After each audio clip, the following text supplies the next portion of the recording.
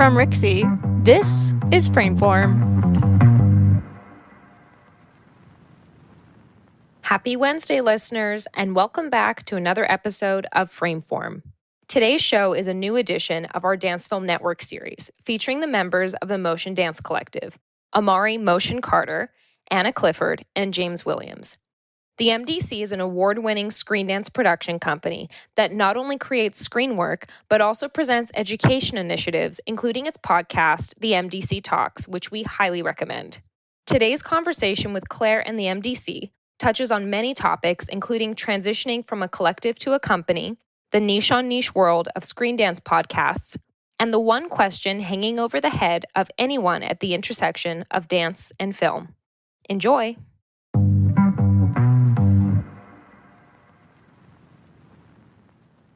I'm so thrilled to be joined by the multidimensional motion dance collective based in the UK. I'm so stoked to hear about everything that you've been doing and what you've been doing in the very, very niche Screendance podcast sphere. But before we get into that, who are you and how did you get involved with the MDC? Let's go, Omari. All right. Hey, hello. My name is Omari Motion Carter. And yeah, I'm the founder and creative director of the Motion Dance Collective. And actually, I started working with the name of the Motion Dance Collective in about 2011. That's when kind of things started kicking off with the name and the work, but we didn't actually become a business until around 2016. Yeah, so in 2016 we took the leap to become a company, and that changed the game for us as well in the way we kind of considered the work we were making. But yeah, the Motion Dance Collectives specialize in the creativity, presentation and education of dance film practice, and I myself am an MA graduate of Screendance as well, and lecture in the form, and come from a hip-hop dance background originally. So that's kind of my background, and the work that we make is really about bridging the gap, not just in the production, but in all elements from pre-production through to distribution, and how the worlds of dance and film kind of come together. So I think that's something that's very important to us, and the rest of the team really reflect that. And on that note, I'll pass on to my left here to Anna. Okay, hi everybody. I'm Anna. So I guess I met Omari in 2013, and he had been making dance films for a few years at that point. And I moved to London. I am a dancer, so I met him through work, but he introduced me to the work he was doing, and I was immediately sort of amazed at this world of screen dance that I'd never really experienced before. So we started collaborating sort of from that point on, and over the years I've just become more involved with the company. So now I'm doing sort of a bit of everything, but I'm also starting to dive into creating some of my own work, directing and producing some of my own work, which has been really exciting just in the last few years with the support of the team, which has been incredible. But yeah, I am a dancer by trade, and definitely just loved unpacking and diving into what I want my sort of own artistic practice to be, and how dance film sort of locks in and links into that. That's about me. Yeah, that's pretty much me. I think we met James shortly after that.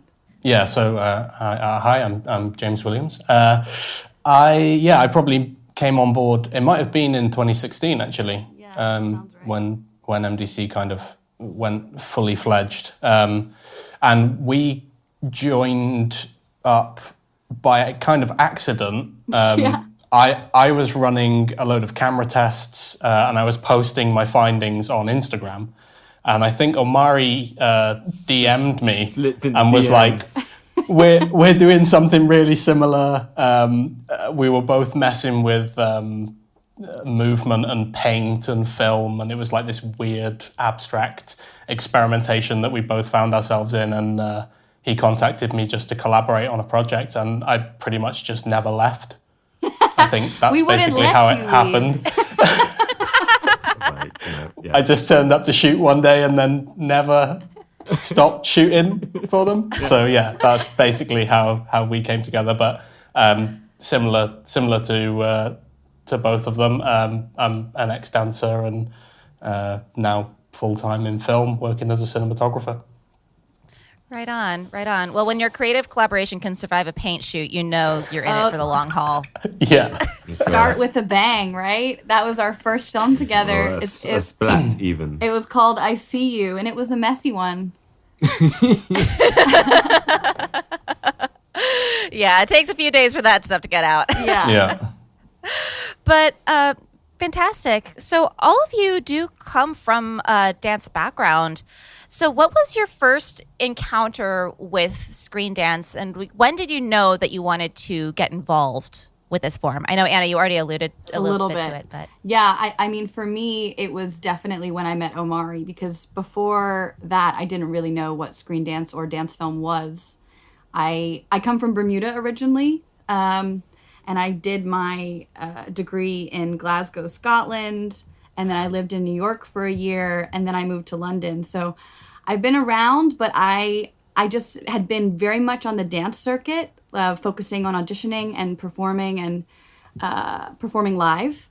So I hadn't really discovered Screendance before. Obviously, I'd seen music videos and various archival footage, and what you sort of experience, I guess, day to day as a dance artist. But I'd never really experienced dance film in its fullness until I met Omari, and then it sort of blew my mind, to be honest. I was like, wow, what is this? Like, it really sparked my interest. And I mean, you probably can hear it a little bit from some of our very first podcasts, us talking about our initial discovery of what this art form is and what it means to us.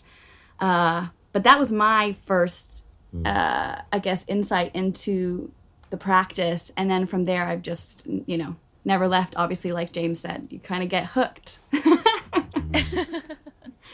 What about you? I was having a conversation recently because I realized that my first experience was quite early. And I had worked with an artist called Rosemary Lee here in the UK when I was 9 years old on a piece called Passage. And within the piece, we went to Norfolk, and I was so young at the time, but we went to Norfolk and we filmed loads of things that were projected during the show. But I didn't think at the time that it was a dance film thing. It was a live show, but this was just an extra part that we had to do for the live show. But when we think of all the... Rosemary Lee has made some amazing video works and integrated that into her live work. So that was like one of the first times I had been within it. But when I really started to get into it was when I did a dance-specific music video. So I worked as a hip-hop dancer, background dancer for quite a few years, choreographing as well. But it was the first time where the artist wasn't actually involved. The artists were called Stanton Warriors, and they were a producing group, kind of like Daft Punk, right? So they didn't have to be in the video necessarily because they weren't singing the song in that sort of way. So they let me do everything I wanted to do. We had conversations. They said, show us what you can do in your tricks, and we'll find interesting ways to work with our gear. We got to work with different types of gear. Like they strapped a camera to me and said, what can you do with this? And I've never been asked those sorts of questions and that sort of time been given where we shared the language together. Right. And I don't even think the artists were thinking they were making Screendance either. They were just like a really indie, trendy, independent filmmaking troupe called Messes. Shout out Messes at the time. But yeah, so... but then from then, I found the Screendance festivals and the industry of making that work. And that totally blew my mind. But from making that, I was like, that's what I want to do forever. And I'm just going to just make the choice to do it. And the industry found me, I think, in that way. And so I was like, wow, getting to grow with an art form that itself is growing. I left live and was like, right, I'm just doing this now. Awesome. Yeah. So my first entry, I guess I started before I was a dancer. I was a professional free runner, and that, I don't know if you know much about that community, but that whole community communicates through video. So it's an international community. Everyone's spread around the world in different cities, all training in tiny little groups of 4 or 5 people. And the community shares ideas and techniques and skills through video. So, YouTube is full of free runners now. And it's bred, that community's bred so many amazing filmmakers because of that. So when I went into my dance training, I was already filming movement because I'd been filming free running for, a few years prior. So I guess it was just a natural progression to me. Again, like Omari, I didn't really think, I'm going to make dance film. It wasn't a conscious thought process of this is what I'm going to make. It was just, I just want to keep filming movement. And now I'm not with free runners anymore. I'm in an institution with loads of other moving bodies. I'll just use those instead. So it just evolved into dance film by default, not through any kind of conscious methodology that I had really put any thought into. And then, so I guess it was just working with my peers and shooting show reels for, friends who were going for auditions, and then people started paying me for that, and then it became shooting shows, archival, choreographers wanted archivals of their performances and things like that. And then, just evolving from there into trailers and short films and slightly not shorter films and until, someone finally put a name on it, of what we were doing. So that's kind of how I found it. Yeah, I like that as a term for like slightly longer than average Screendance films, like not quite a shorter film. Yeah. But yeah, well, I mean, it seems like that's this sort of hybrid practice has really sprung organically and manifested in very different ways for all three of you. And now under a company umbrella, there's I don't want to project and say like there's a bit more of a formalization as far as the way of practice, but I'm curious, like what were the early years of the MDC collective like? I remember seeing End of the Block at several screenings pre 2016, and I remember being struck by, how the simplicity of the animations, but how the simplicity really like functioned within the film and how it really amplified the film. But like, what were some of the challenges of the early years? Like just trying to find your feet, to reference a newer film of yours. Yeah, no pun intended. Right. Yeah, it was awesome, man. It was something that I knew I wanted it to have a name, so that it didn't feel like it was just me at first. I didn't want to be like the Omari Carter films.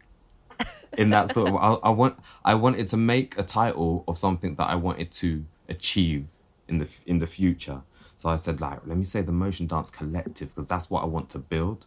And so it was kind of like, come and work with this and under this sort of ethos. I think it was the ethos I wanted people to join in with, So in the beginning with End of the Block, it was those guys who Messer's group who I'd made that first music video with. They said, well, if you have any other ideas, just let us know. And that's a dangerous thing to say to a budding choreographer. I was like, okay, cool, I'll write the treatment. So I just started writing treatments, and that was something that they taught me how to do. So through that collaboration, I realized that they work predominantly on commercial clients, and commercial clients deals with treatments. And as a dancer, you don't deal with treatments. You don't necessarily have to make those as a package. So learning what those were and how to kind of get that solidified, it allowed me to go, okay, from now on, I'm going to write a treatment. And if I don't write one, it means I'm probably not going to do the work. I started to realize that. It started to come to life, because how can you be on the same page unless you have some pages? I always say that to my students. So the treatment was that thing for me. So I learned a lot of things like that through that collaboration. Carson Waterman were the animation team who were awesome. And we had never worked, they hadn't really worked that much with dance, but we had collaborated on a couple of things. And so it was definitely a lovely process to kind of bring that hybridity in its nth degree, you know, to kind of go, right, how many different kind of art forms can we bring together to tell a story that wouldn't necessarily work as well told with real bodies? I think it would have been too much, because there's lots of violence and other things that happen that actually gets dumbed down, and you're able to get more of a message across with animation. Even thinking, I was saying Tom and Jerry was one of the most violent things you could ever... Yeah. What? And that's why Itchy and Scratchy is a farce of that, you know, in The Simpsons. But really, they were telling... Tom and Jerry was just on that edge of it, you know. But yeah, we were able to tell a deeper story through the animation. And what we did is we actually had people there on the day doing the actual animation, doing the movement of the animation. Yeah. Then we moved them away to do blank plates, and the animators coded in. I have no idea. Drew on top? Yeah. Yeah, they drew, they electronically drew on top of everything and added shadows and really cleaned it up. So that was when we finally started to get funding. And we got about $1,000 there at the beginning. But just to add to that, and please edit this down if you need to. It started off that we had a core group of about 7. There were 7 That of was us. After we met, though. That was quite a few years into your process, I think, because when we became a group of 7, a collective of 7, that was like 2014, 2015. Right. And that was 5 of our friends and collaborators who we sort of just went to them after we met and started working together. We sort of said, this is something. We have something here. Like, let's explore this a little bit further. So we invited 5 of our collaborators to sort of join us in our and kind endeavors. of just to meet monthly and have a discussion about what we all thought this was. And that was really nice. This was before James's time, but it was a really nice to have kind of that focus group that we considered the collective, that we could sit and chat, not record. It was a great brainstorming period, wasn't it? Yeah, it show really, work yeah, to each other, what we were doing and other things like that. So that kind of helped as well develop the way that the Motion Dance Collective works today. So even though that group disbanded, we're still in heavy connection with all of them. We still we still work with them quite often, don't we? Yeah, but that really was a big starting point as well of kind of going to where we are now, where we feel like actually we've solidified a form of practice. Because when James came in, it changed the game. Yeah. James changed the game. Of what we were making and thinking about, and the way technology was imbued into the work, you know. That's where it was like, okay, you know, now we know the rules. Let's break them in the right way. So correct me if I'm wrong. The actual business umbrella of the MDC sort of came into being around 2016 or so.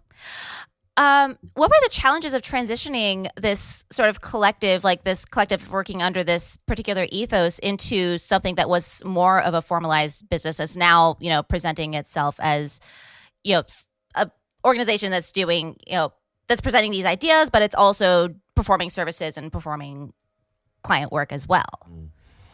Yeah, I mean, I think we can all speak to it. Like now, looking at where we're at now, it's been a rise to kind of get to a place where we allow people to realize the value of dance on film and the work that everyone and all the different parts of the cogs and the screws who are involved in the piece. So it's really been the kind of transition of teaching a lot of dancers and dance organizations how to work with film. And James said it the other day, like, I'm a better filmmaker because I became a better filmmaker. You know, I'm better at making film because we're learning the practice of film, really. Mitchell Rose also says as well, we make films. And there is, and I think there's like one thing, that's the output, but then the practice, I believe, is that we have a practice that is the best of both worlds. We're bridging the gap between dance practice and film practice.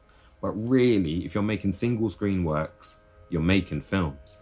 So some of that knowledge and that kind of process and that line needs to come into the fold. So the challenges was kind of learning what film business was.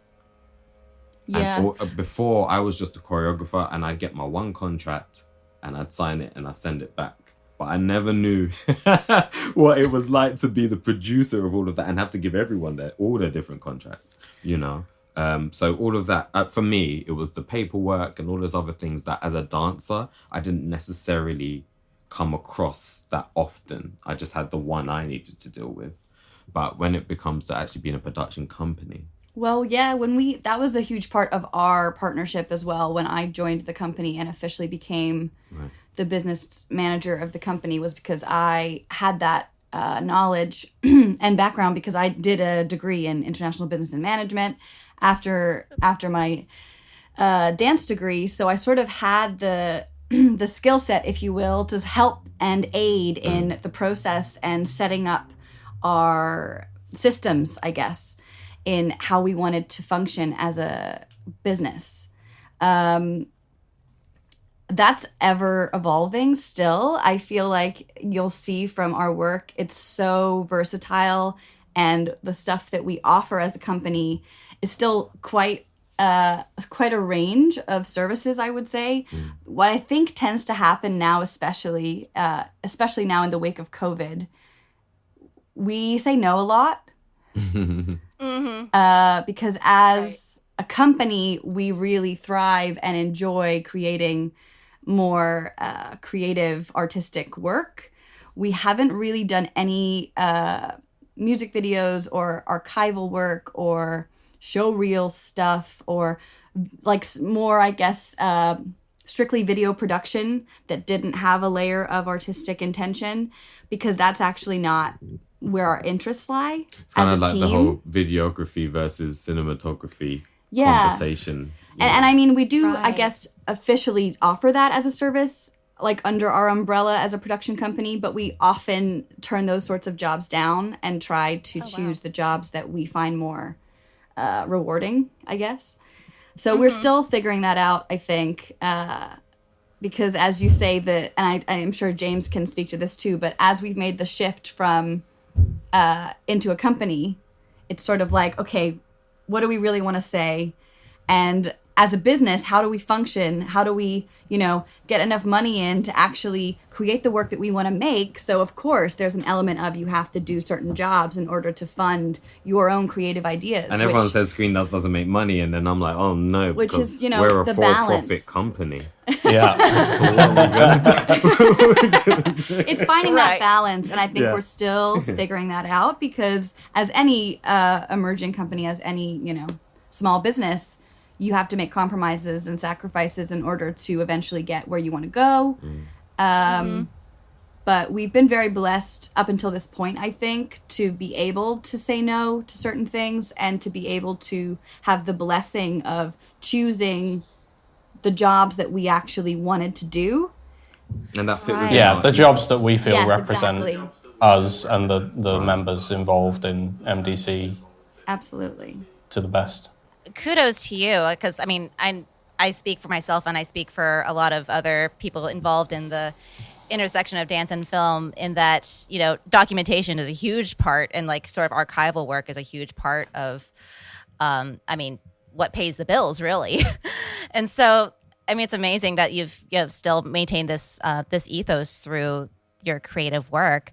I'm curious how was that over the last year? It seems like a lot of people discovered Screendance, but it seems that a lot of people were essentially translating work that would have originally been performed live into a filmic or screen setting.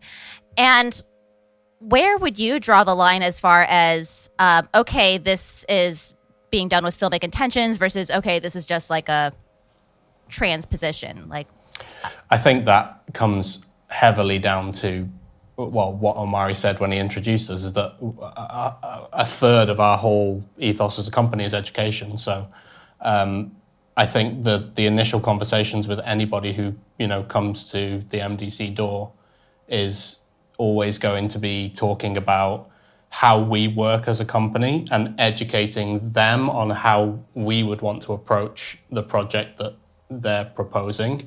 And I guess that's where Anna is saying, maybe there are some no's there. Maybe they don't align with how we feel things should progress, for whatever reasons. But also, the people who understand then the process of translating a stage show into a film, and understand that there is a kind of re-choreographic process that's going to have to happen there.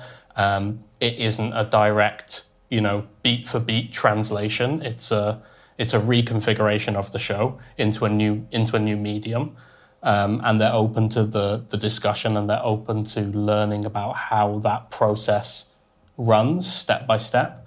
That educational process becomes really valuable in us choosing who to work with, what works we then go on to produce, and how those works get produced. I don't know if that answers the question, but I think that educational element of talking to the people who come to the door and walking them through the process step by step and seeing how they respond to a new process that maybe they haven't dipped their toe into at all yet. A lot of people who come to the door have never touched film, or that process of creation.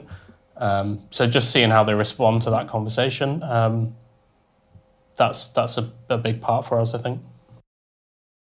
And I think that that's really core to like what you'd want in a collaboration, and that there is this sort of shared. It's not like one person's a means to an end. It's like really this sharing of ideas and sharing of skill sets. Yeah, and that is Screendance, right? I mean, we're, like Omari said, we're at the end of the day, the output deliverable is a film, but the input deliverable is dance.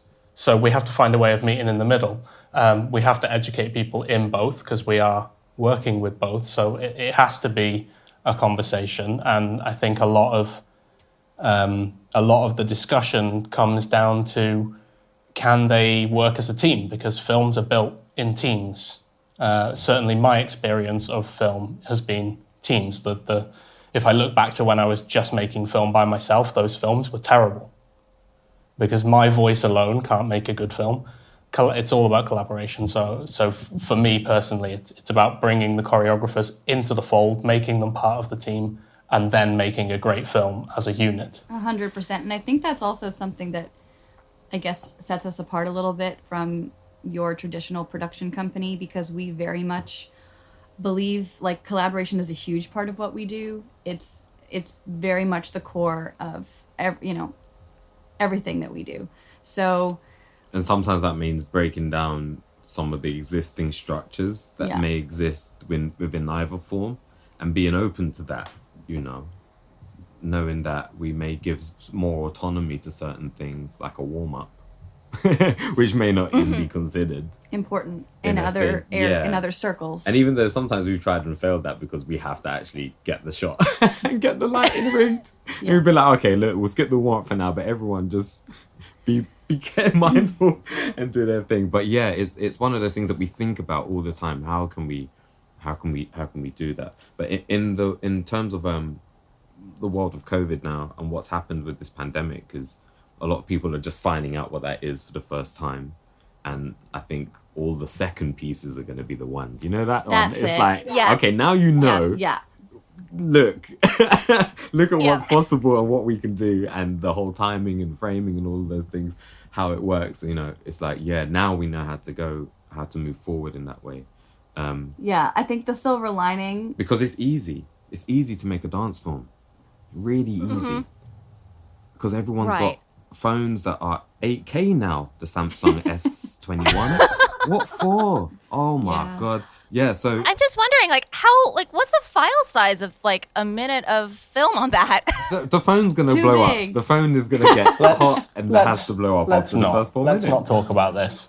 Let's not go Okay, I'm sorry. I can Don't start get me James off. started. it's just but coming back to the question. because it's easy. No, because it's easy to actually to make in some ways. It's hard to actually kind of give value to it because so many people give their work away for free.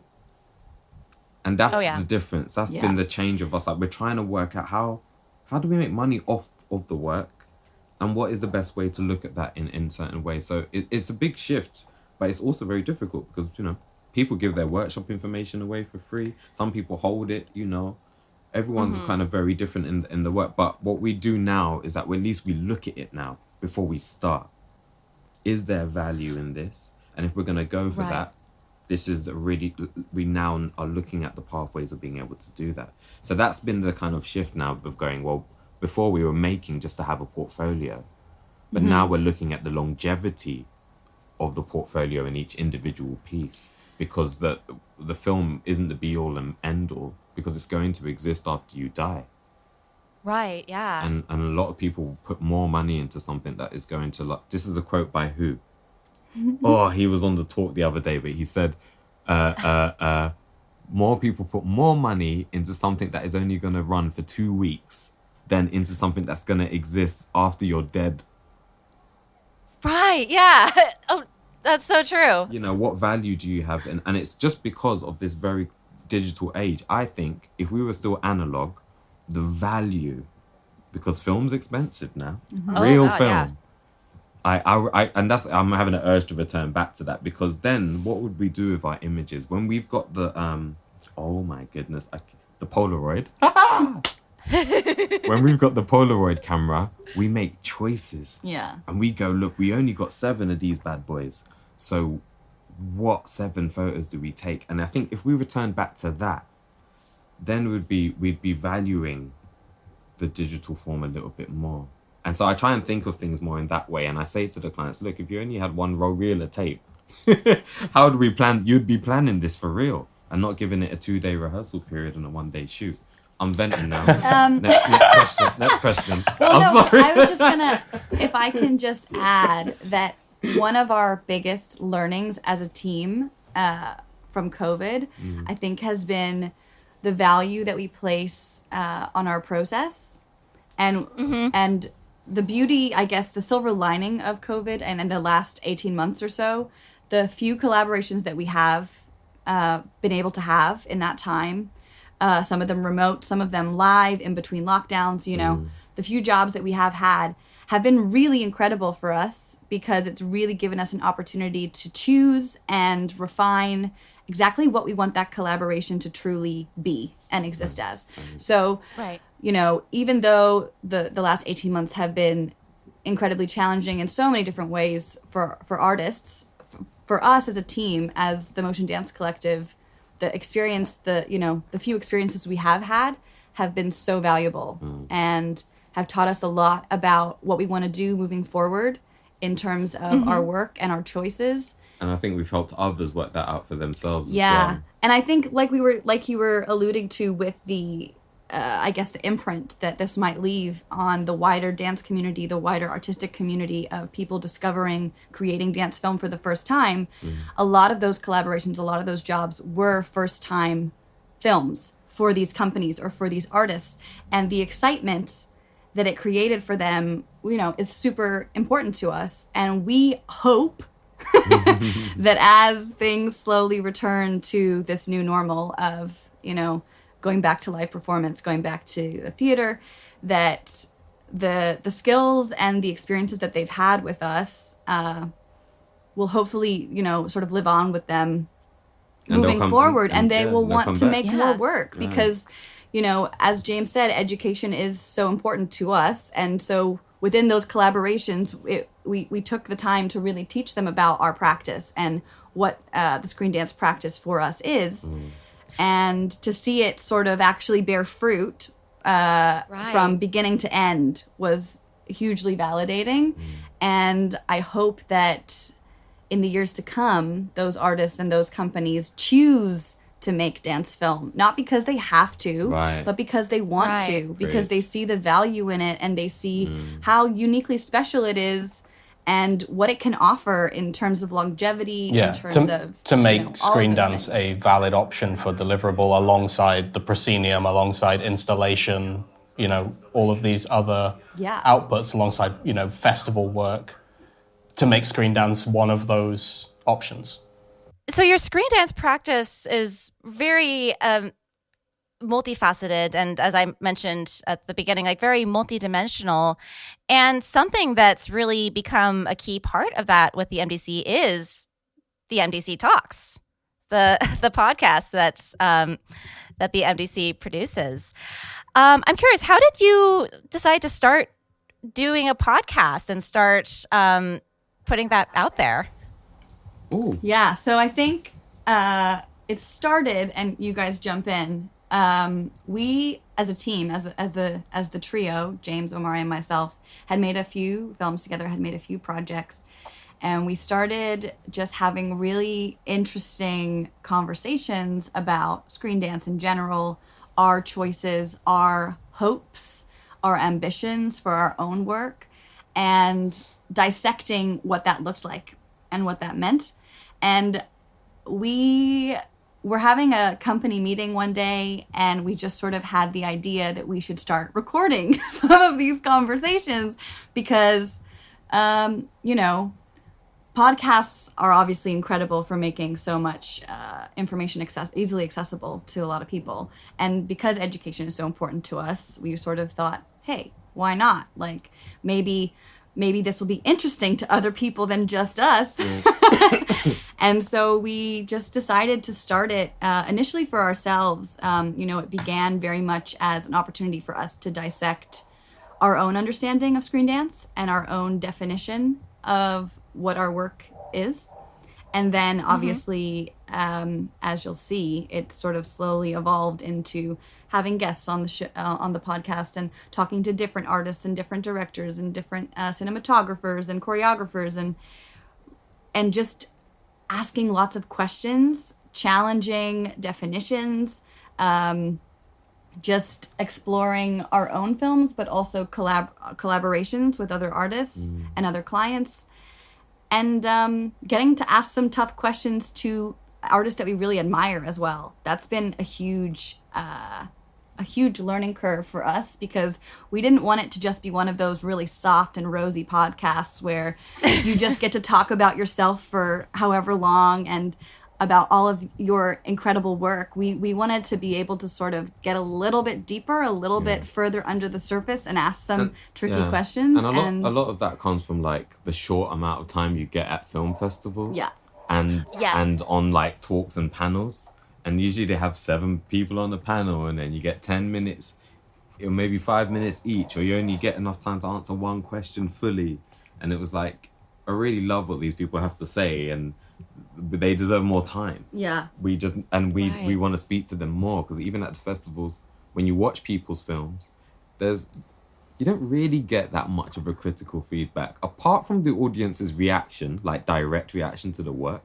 There's all it's really kind of like, oh no, it was really nice. Which one was it? Oh yeah, that one. Oh yeah, I loved the bit when the thing and the one with the fish in the water. Yeah. And maybe there's something you pointed out that you really liked, or there's a certain thing you speak to the artist, and that's always lovely. Like, the people don't stop doing that to me. Come up to me and talk to me about it. But right. Also, to kind of sit one artist down and just have lengthy. Usually they're much longer than we cut the edit to, but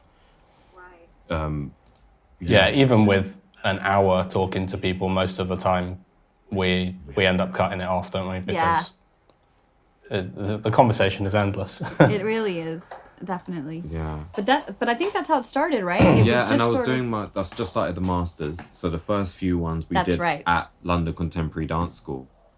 I recognize those studios. Yeah. There you go. So we were, to kind of be in that space as well, I was like, well, great, we can have these little diaries that we can look back on. And I'm very sure if we were to watch the first podcast again, we would disagree maybe with a lot of the things that we said, but it's so good to look back and go, that's where we were at then. Mm-hmm. And I would love to do the What is Screendance one. Maybe that's what is that now? With what we've seen and all the people we've talked to, because a lot of people don't even use that word. Yeah. A lot of people hate the phrase. Yeah. Right. We've interviewed we always ask, or at least on season 2, we always ask, what is Screendance to you? And Mitchell Roses is the best. Mitchell Roses is, Screendance is the wrong thing to call what we do. I listened to that, It's like, oh yeah, that's very Mitchell. It's like, yes. But it's great because you want to hear disagreements. You want to hear a different point of view, a different perspective. It keeps us learning. It keeps us intrigued, and talking to all these different artists has been really eye-opening for us in terms of reflecting on our own practice too. Because we have conversations as a team after the podcast recording where we're like, wow, loved what this person said about this. And it's again ideas. It just sparks ideas. It sparks lots of exciting things. We don't even necessarily agree with each other most of the time about quite a lot of the stuff. So, Yeah. Yeah, and I think it just shows how many facets Screendance itself has. I mean, I can speak from experience doing this podcast with the co-hosts who I have, who, again, we come from very different perspectives, but that's all really a part of what makes Screendance, the field, and the practice what it is. And I mean, it's fascinating listening and also watching some of your episodes and seeing how the podcast form can almost be a sort of like a space for not only critique but also reflection. Like there's that one episode where you're breaking down, I think it's Chimera, the the film, and also I just want to say it's bold move with the doing the first season with video as well. It was a bold move. Actually, we got rid of that pretty sharpish. And we still do a graphic for the YouTube one, which is a bit of extra effort, but yeah, it's nice. It's nice to have that visual something side different, a little bit. But yeah. And I think it was an opportunity for us to sort of be like, this is the MDC. We wanted people to see us, to be connected to us. I think it was an opportunity for us to really introduce the team to the internet, and. We obviously stopped recording video after season 1 just because of the work and the hiring a space and all the logistics that come with it. But it was a good experience. Yeah, and I'm just watching some of those episodes and seeing seeing James mention, he used to dance, and then we see a little clip of him dancing and other clips from the show. Like, it really does add a whole, literally another dimension to the experience. Season 3, you want to bring it something like that back, though. Yeah, we loved being able to incorporate those elements into it, and I think that's why initially we did choose to use video, because we had these ideas of we can show a little clip, or we can pop up this, and season 2. But in season 1, when we were using video, recording ourselves, we were like, we can actually show them what we're talking about as we're talking about it. And that was something we kind of wanted to play with initially. And I think we're quite keen to go back to doing breakdowns as well, because we haven't done any of them for quite a while now. And we've got quite a lot of new work out since COVID. Yes. So it'd be really fun to go back and start doing some new breakdowns as well. Yeah, I think that's like only way we're going to have a debrief. Yeah. Like a proper one is that if we actually just spend an hour on it and record. I don't know how you guys have decided to structure your podcast. For us, obviously the options are endless, so it's been kind of difficult to sort of go, okay, what do we want this season to be about? What are the themes? How are we going to structure this? For us, season 1 was definitely just sort of the Motion Dance Collective team, our own work, our own practice, and what that looked like. We had a few guests of collaborators on to dissect some of our own films. And then season 2 has been more of an opportunity to speak to artists that we admire and get to ask them some really provoking questions. I don't think we haven't officially decided what season 3 is going to look like yet, but we have lots of ideas for what we want it to be. I guess it's just choosing which one of those ideas is the loudest, because that needs to happen next. The round tables. Yeah, we love. We've talked about round tables quite a few times now. We really love the idea of having this round table situation where you can get a couple artists that overlap in one way or another, in the same room, and have a really deep conversation either about a specific work or a specific idea. Obviously, Zoom, as you've mentioned, changes the game in terms of being able to reach certain people. And I think for us, season 2 was the first time we started interviewing people who were not in London. because season 1 just consisted of us and our collaborators who were based here, and obviously it was video recorded, so we needed them in the flesh. But when we started doing podcast recording during lockdown, we were sort of like, why not talk to Mitchell Rose? Why not ask Marlene Miller? Like, we actually could speak to, you know, all of these other directors and other filmmakers who we hadn't really thought about connecting with before that point. But then obviously during lockdown, when everyone was just at home on their computer anyway, they had the time. Well, that's the thing, is that we didn't think about connecting with them, but we were always connecting with them. Yes, well, that's it. But we didn't think of having them on the podcast as an option. Because they can't be there. Yeah. But then, of course, when it was, you know, last year, we were like, okay, well, let's just ask them and see what happens. So and that's then, the silver lining of the pandemic, I guess. Definitely one of the silver linings. We got to talk to some of our favorite directors, favorite makers, favorite artists. So that's definitely been a silver lining. Oh, very nice, very nice. And James, I don't know if you want to add anything, because I know you have a podcast yourself, the Cinematography Journal, as well.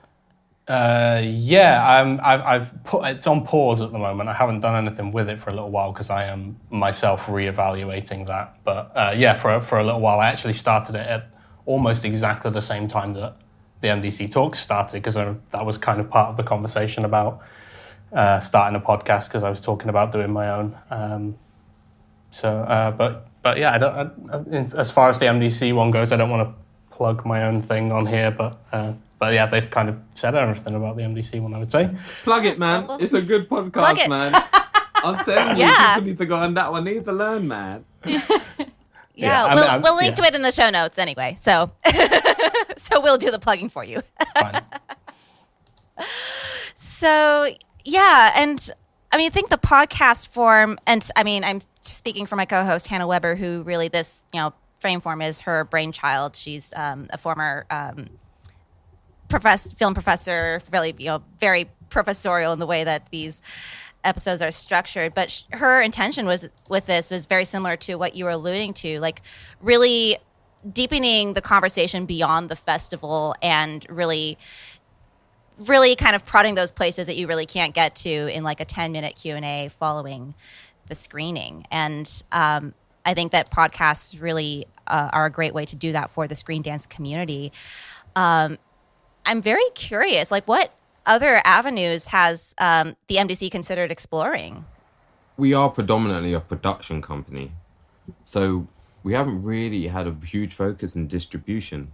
And now that's something that's very interesting to us now, and kind of like when we think about how we're distributing our work and the avenues it can reach, because we've started to make some works that are really have some really strong value within the world we're living in today. And I feel like that value needs to be treated in a way of getting the work into the places of which it speaks for the people it speaks for, because the Screen Arts festivals aren't necessarily that place sometimes. Mm-hmm. Like the work and the work you've actually made and the people who need to see it, or the people who it was made by, don't sometimes it falls outside of the Screen Dance community. Mm-hmm. It's been a real big focus of us now to actually start to look into that and go, actually, well, this piece deals with knife crime in particular. So how do we now get it to the communities who can't afford for Screen Arts festivals, mm-hmm. who aren't necessarily, involved with dance on film at all, or know that it exists, or maybe have seen it and don't realize that it's a form within itself and it can tell stories that are relevant to them. And so it's always been a big passion of ours to kind of think about those types of people, the types of bodies we're getting on screen.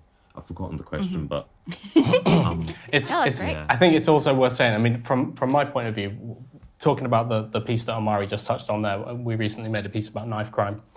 And anecdotally, to kind of bolster Omari's point there, we were on set, I think we were day 2, we were shooting, we were in the thick of it, we were moving fast, and there was a bunch of kids that were kind of, shouting things across the street at us and, heckling a little bit as, teenagers do. and the producers are getting a little bit stressed about it, and maybe they're ready to go over and kind of move them on, and the typical kind of way of handling that situation as a production, that was all kind of starting to fall into place. And then Omari gets up, runs across the street, stops directing, runs across the street, has a full-blown conversation with them, telling them all about what we're doing, and talking about the Screendance process, and giving them business cards and telling them where they can see the film. Just dropped everything on set to go and have this conversation with the people who he felt needed to be aware of what the film was that we were making. So I think for me, that was something really, really cool to see, because I've never seen that on a set before. I've never seen a director stop making a film to go and talk to passers-by because they were the target audience. That is just the perfect anecdote for what Omari's touching on there. That's so true. Gross. I forgot that happened. But it's exactly, James. That's it. I think especially the films we've made during the time of COVID have made us assess who is this for? Yeah. And how do we get it to them? Like, how do we find a way for it to reach them? Because, there have been some films we've made with film festivals in mind, or with, a tour in mind. But especially lately, the films we're making are very community driven, and we want to really explore how it reaches the right people at the right time. And access is everything. So that's definitely something that we look forward to figuring out and I guess deciding. But right. Yeah. Absolutely. And that's such a great story too. And I mean, a great way of like reevaluating how like the function of a film, what the function of a film set is, and like how to really make that film process from beginning to end more accessible and more transparent. So I really look forward to that film. We are coming up to the end of our time here, and I know we've already touched on this question, and I have a feeling people might know it's coming. And just for laughs, as of today, what is your definition of Screendance? Oh no. Omari, do you want to start? Yeah, this is my one. It is the orchestration of the motion in front of the camera, the motion of the camera, and the motion developed in the edit. The Motion Dance Collective. Nice. That's Omari's definition that I think still lives on our website somewhere. But I think I still believe that. You do still believe it, exactly. I think for me personally, oh gosh, I have learned through Omari and his study of what is Screendance and the conversations we have had because of that Screendance really is an umbrella term for everything I consider to be Screendance. I think it's not so much for me what is Screendance, but what kind of Screendance I want to make and what kind of Screendance I prefer. Because within the umbrella of it, because I think we could talk till we're blue in the face about what Screendance is, because as we know, there are so many different interpretations of it, and there are so many faucets. But I personally connect the most with dance film that is narrative driven. It doesn't need to be a traditional narrative. It can be abstract. I love abstract art, but I connect, as I'm sure many humans do, with stories that provoke a emotional reaction from me. I don't always need to understand why I've had an emotional reaction, but that to me is the Screendance work that I'm interested in. So I don't know if I'm allowed to change the question like that, but no, that's it. Hey, you're allowed to. It's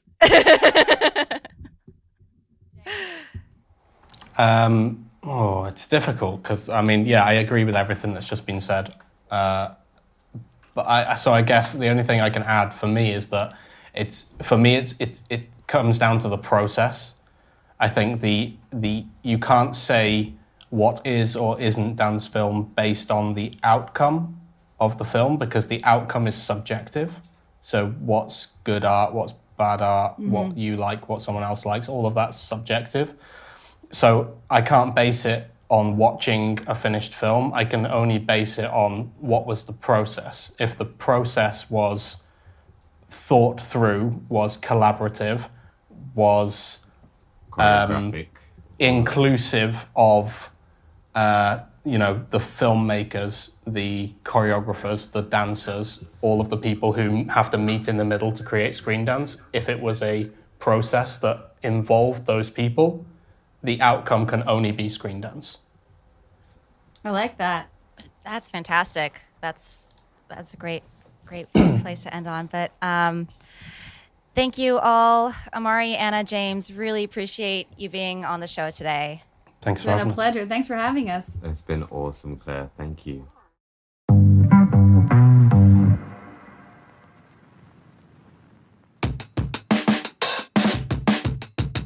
We got a few announcements this week, brought to you by the International Screendance Calendar. The Denton Black Film Festival in Texas is opening submissions for Screendance films this year. All eligible films in this category must be choreographed, directed, or produced by Black filmmakers, or prominently feature Black dancers, or feature subject matter which relates to the Black community or the Black experience. Films will be accepted from now till October 25th. And the final submission deadline for the Zed Festival International Video Danza in Bologna, Italy is today, July 7th. So get on your computers now and submit your dance film before it is too late. All the information here will be linked in the show notes.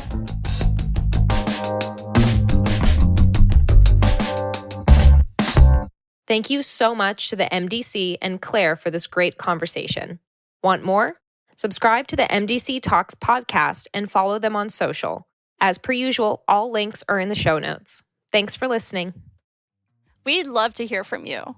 Send us an email at frameformpodcast@gmail.com and engage with us on social at frameformpod. That's Frameform POD. If you like what you're hearing, leave a review and rate the show. It really helps out. And if you know someone who also likes dance or film, join the conversation and bring your friends.